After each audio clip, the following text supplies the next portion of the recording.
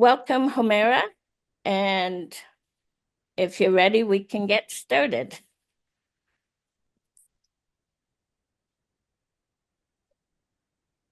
Thank you so much, Linda. Thank you for the kind introduction and for having me today.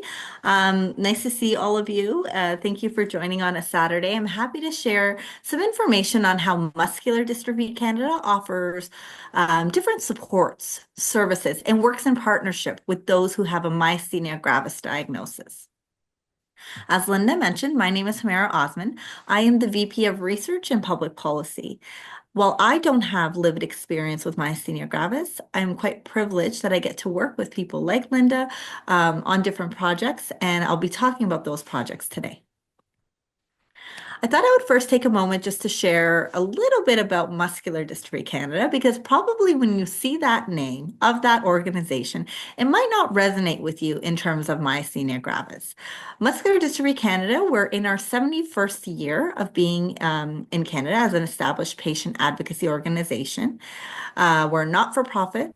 Really with the goal of supporting research to find cures for neuromuscular disorders, but also support people in the here and now while investing in the future. We are accredited by Imagine Canada, which is the highest accreditation a health charity can receive in terms of its governance, the way that we do the work. That is an accreditation we've had now for a number of years. We are not funded by any government, provincial, federal governments. We are really supported by people like you. We're supported by generous donors in the community. We are also a charity of choice for Canadian firefighters, and that has been from the very beginning, back in 1954. And as I mentioned right at the top of this presentation, while I don't have lived experience, I'm really grateful that at all levels of MDC's governance, whether it be at the board of directors level, project committee level, staff, it's really adhering close to that nothing about us without us principle, really leaning into that partnership with people with lived experience and living experience. So, Muscular Dystrophy Canada, we cover hundreds of neuromuscular conditions, myasthenia gravis being one of them.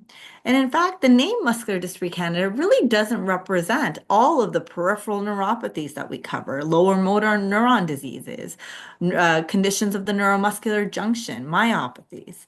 And so when you look at that category of a muscular dystrophy, it really falls under that Duchenne, Becker, myotonic. Those ones might be the ones that come to mind. But we really support a broad set of neuromuscular conditions. And the conditions that we cover on that list are really determined by experts. We have our medical scientific advisory committee. These are neuromuscular specialists at large neuromuscular centers who help with defining the diseases that are included in this list. I often say at MDC, while these conditions on their own, like myasthenia gravis, are rare, collectively they are common. And there's value and power in that. There's high value in having a disease-specific organization, but there's also value in having an organization like ours where we represent a number of different conditions. I'll give you an example. We cover spinal muscular atrophy. And in the case of SMA, there are three disease modifying therapies. It was through that experience that we learned how to advocate for timely access, how to advocate for reimbursement, the who's who in government that we should be able to share our story. So when myasthenia gravis treatments in the last year have come along, we already have that developed relationships, experience to being able to support timely and fair access. The other thing is oftentimes these conditions are seen by neuromuscular specialists. And so having invested in the relationships with those neurologists, they're not just the MG neurologists, they really cover a lot of these different conditions. We're again able to leverage those relationships and support people. The other piece is when we invest in research, we often say, even though this research might be studying this one disease, how can you then explore it for these other neuromuscular conditions? Because if you sometimes just lean on MG alone, then what ends up happening is it's a rare condition and there might not always be robust research. So what you end up doing is your investment can have a more translational impact if you invest in that research with the commitment that they will extend to other disease areas. So often what we say at Muscular Dystrophy Canada is where the healthcare system stops, Muscular Dystrophy Canada begins. We know that when an individual is diagnosed with myasthenia gravis, there are a lot of support and services that they'll need throughout their lifetime with MG. We know that the systems around us, whether it be our provincial healthcare systems, private insurance, government policies, they're not really set up to give you that full wraparound supports. We also know that governments can only do so much. And so that is where we are. That's where we come in. We fill in the healthcare gaps and we help people find their way through these systems. These are some issues that you might have seen in the past few years of people with neuromuscular conditions. And this is where Muscular Dystrophy Canada has stepped in and supported, whether it be around informing the rare disease policy, whether it be working on accessible air travel. We've had several cases in the last few years where airlines have damaged motorized wheelchairs, and the cost is left to the passenger. And so we're advocating on this issue, collecting information. Accessibility in the home. This is something that we actually fund through our equipment fund program, but it's actually something that at the same time advocating for changes in policy so people can live well and age in place in their homes. The other piece is that we have studied, the experiences and the needs of those with myasthenia gravis. And I think that with improved therapies, treatments, access, standards of care, people are living longer, but we want them to also live better. And that's where, again, these healthcare and community supports that we offer is with that in mind. We also know that there are long wait times and sometimes services like physiotherapy, massage therapy, occupational therapy are complex to access because many are not familiar with myasthenia gravis and they're costly, they're out of pocket. There are also sometimes where people will have to make adjustments to their home or stop working because of the fatigue associated with MG. And that is something we're trying to capture as well.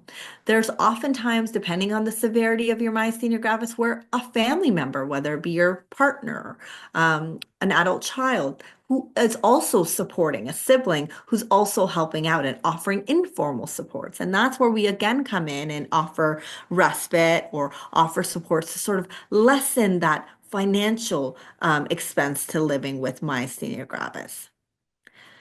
About a few years ago now, we did a project together with many of you called Capturing the Journey of Living with MG in Canada. Really, we started off by asking people, tell me from the very beginning, what was your most bothersome symptom? Then tell me to present day. This infographic summarizes those experiences where you can really see that many people started off by saying they experienced ocular symptoms. They tended to have drooping of the eyes or blurred or double vision, weakness of the eyes, eye fatigue. And at first they did a little bit of rationalization. Could it be because of stress? Could it because of job demands? Could it be because of this or that? The symptoms tended to worsen, and sometimes it contributed to changes in swallowing and breathing and speech and facial expressions.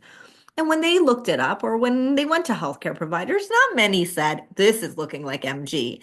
Typically, symptoms worsen. There was medical gaslighting where they were told it's in your head, or you need to see this specialist. So there were frequent referrals for specialists.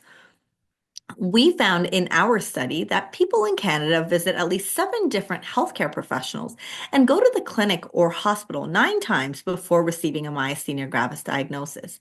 In fact, many people describe themselves as a frequent flyer of the ER before they got a diagnosis. And before they got a diagnosis, they had diagnoses such as it's in your head, or it's chronic fatigue, or it's depression, or it's Bell's palsy, or ALS, or stroke.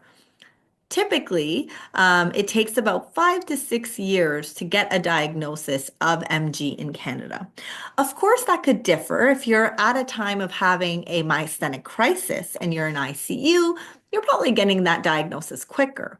But if you're not in that crisis mode, when you think back to that first initial time where that first symptom occurred, from time of bothersome symptom to get an accurate diagnosis with antibody testing and it all, it takes about 5 to 6 years in Canada, with a good range we had in our study in terms of 2 months, upwards of 20 years even. There are, as you all know better than I do, different types of myasthenia gravis, and that's why that testing is so important. In the case of MG, unlike other neuromuscular conditions, there are actually treatments. With that said, with that comes some side effects, some trade-offs, and not always are patients, people like yourselves in the driver's seat in terms of making that choice. Did you all make a deliberate choice around getting on prednisone? Did you all make deliberate choices around, demonstrating failure of a first line therapy to get into a second? There's sometimes sort of the motions of treatment that people are experiencing. And we heard in this study that really this isn't a sad story in terms of having MG. Yes, it comes with interruptions and hiccups, but people are resilient. People are navigating life beautifully with MG. There are good days and there are bad days, and sometimes there are good hours and bad hours within one day with MG. Resilience is key. Seeking out emotional and psychological support, peer support is important. And this is a fluctuating condition. And while what we had heard is while it is coined as a snowflake disease, that sometimes is not appropriate as what we heard in the sense that there's some shared experiences. And again, we want to be able to validate those shared symptoms, experiences as well, so that we can feel heard when speaking to physicians. So MDC, we don't just collect that information through a journey mapping to say, this is a research project, we're going to publish it. When we hear those stories, hear those experiences from you, we're thinking, how do we help? So that's why we offer supports in terms of finding youth specialists. So people can reach out and say, I'm looking for a neuromuscular specialist or neurologist in this area, or a physiotherapist who has experience with MG. That is the type of work that we help to do or help to coordinate care. We also help to put people in touch with one another because we know there is value in being able to be part of a support network. We also know that depending on the severity of myasthenia gravis, your access to funding for home, vehicle modifications, medical equipment, mobility aids, respiratory equipment can be limited. In Ontario, for example, a wheelchair is covered at 70% by the assisted devices program by the government. 30% is left to the patient to pay out of pocket. And you can imagine with a neuromuscular disease like that, myasthenia gravis, you might see changes in your muscle weakness. You might even see it's fluctuating. You might not need a wheelchair full time or a roller or cane, but you might walk into a grocery store and feel really fatigued from that experience and walk out needing one. And so access to mobility aids and equipment is important. I did mention that we have actively been working on access to treatments. It's an exciting time for myasthenia gravis. There are disease-modifying therapies and treatments that are actually have gone to clinical trial and have come to market in other countries. And now they've applied for Health Canada approval and reimbursement with different drug regulators, but it's still not in reach. There's still work to be done. In British Columbia right now, for example, we're advocating for access to Vyvgart, which is an FcRn inhibitor that's sponsored by argenx. The rest of the country has said, yeah, we've negotiated a price. We can go ahead and add this to the formulary. Now, that will take time, but even the fact that there's this commitment, BC has not made that commitment. And so you can see, depending on the province that you reside in, that advocacy and access to treatment is critical. We also know that, and we learned about this in the journey mapping, some people with myasthenia gravis do identify as having a disability. And with that, sometimes you don't need advocacy just on MG issues. You might need advocacy on Canada's disability benefit. Who's eligible? How do you become eligible? How do you make sure there's no clawbacks on a federal benefit like that when you're also getting provincial support? We also know that this is a rare disease. So navigating the literature, the science, the medicine. People said in that study that they get about 9 minutes on average with their neurologist when they visit. They're not sharing all the questions and getting all the information. That's where muscular dystrophy comes in. We are happy to work with you and share information and answer your questions or get you connected to clinical trials as well. So really, when you think about the types of supports that we offer, they're social, emotional, practical in terms of funding. They're really meant to support capability, comfort, and care. And as I mentioned, navigating the healthcare system in Canada, navigating, working with a disability, finding supports is complex. And really think of the work that we do in terms of how do we work side by side, shoulder to shoulder with you in partnership to navigate these complex advocacy or supports that might be needed in terms of even making difficult decisions. In the case of myasthenia gravis, just in the last few years alone, we've really been involved in different studies, whether it be together with UHN here in Toronto with Dr. Carolina Barnett Tapia on a study of looking at treatment decisions. In line with that, we recently held roundtables in the month of March 2025 in terms of patient-driven perspectives on treatment experiences. We offer webinars that are plain language and on demand and available. They occur once a month on myasthenia gravis. And as I mentioned, we're actively working with the government on access to therapies and treatments. And Linda had asked that I share just in 2025, going into 2026, we're already 3 months into the year. What do we have planned for the MG community? I talked already today about our general supports. These ones here are specific to myasthenia gravis. We are going to be launching a program called Here to Here, and that is a program where we will be doing peer support. We will be looking for ambassadors, and mentors who have myasthenia gravis, and those who are newly diagnosed, and matching them, and then on a monthly basis getting together for peer support.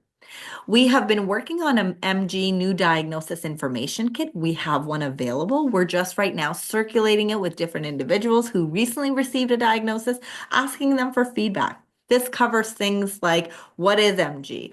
What should you be aware of? What are the different treatments? How can you advocate in the workplace? It really is a plain language guide that is digital, and we sometimes print it out for individuals and mail it. We're continuing to invest in MG research, and actually one of the most recent grants is going to be on myasthenia gravis. We're currently conducting a Canadian treatment journey initiative for myasthenia gravis. We also know that it is important to invest in the clinicians. So we're offering an MG masterclass. I'll tell you why. This masterclass is an on-demand course that is for emergency care physicians, community neurologists to learn more about myasthenia gravis. They might have learned about it in school for 20 minutes, most likely. And it's been years since that education. This is a dedicated resource so they can serve their patients better. We're also doing an MG community capacity. Many of you are familiar of going to different clinics and seeing different neurologists. You probably have noticed the difference between the clinics and the types of people involved. Some might have fellows involved. Some might have physios involved. Some might have a speech language pathologist. Some might not have any of that, and it's a single neurologist. Really, what we're doing is looking at different centers and seeing how best we can support those centers so that they are more centers of excellence when it comes to MG patient care. We're also looking at a workshop with different agencies and policymakers to say, with alternatives now to blood products like FcRn inhibitors, like Vyvgart, is there a way to lessen the demand for IVIG and SCIG? Is because that the demand for that is quite high. The supply is low in Canada. We're the number 2 top user of blood products in the whole entire world, and we're expecting about an 8% increase year over year. We definitely want to make sure blood products, IVIG and SCIG are available to those with MG, but we also want to at the same time be able to support governments and clinicians in choosing alternatives when available and when appropriate. And so that is what that initiative is about. At the same time, we're participating in an international initiative to look at steroid use. Do you need to put everyone on a steroid who has MG? Is there a good steroid tapering plan? What about steroid sparing agents? And really looking at appropriate steroid use across the world. We're also working on a North American initiative looking at different ways you can offer community supports. As I mentioned, we're continuing to work on this. Is great to see that different treatments have come to Health Canada and now to our drug regulators. Now, how do we move it to the next step, which is to get it reimbursed and to get it on provincial formularies? And that's the work that we're doing. We're also just in the planning mode, right on number 11 with an event called Hope on the Horizon. It is a virtual event where we will be talking about all things MG treatments. What are the approved treatments? What are the trials? What do they really mean? And this is a 1.5 hour balanced approach. You're not hearing it from someone from industry, although they can provide not balanced information as well, but really from a panel of clinicians sharing information in plain language on treatments, trials, and therapies. And on a final note, we're just in planning mode for mini regional conferences. We used to have national conferences, and perhaps they were hosted in Vancouver or Toronto or Ottawa. And from an accessibility standpoint, and sometimes also the demands of different treatments that many people with MG are on, it wouldn't promote full accessibility. So instead, we've shifted to a new model. We will be working with neurologists to host information sessions at their own clinic and inviting patients in that region, in that area to come out. And so that mini regional conference, we're trying to do as many as possible, but we have a few already planned for myasthenia gravis with MG clinicians. Um, I just wanted to mention here again that your partnership is really important. I really appreciate coming to MG Canada and presenting information on MDC. We never view our organizations as in competition, rather complementary. And especially when you're doing advocacy, it's really important to have a united voice and a united front. As I did mention, MDC is generously supported by donors like yourself. And so that continued, partnership, fundraising will allow us to continue to offer these supports and services in a sustainable, stable way. So with that, thank you. Thank you, Linda, for the opportunity. I'm happy to take questions. And you're welcome to email me at any point or to follow along with Muscular Dystrophy Canada on our different channels to make sure that you're aware of all the MG specific opportunities and in general how you can support and continue to be part of the neuromuscular disease community.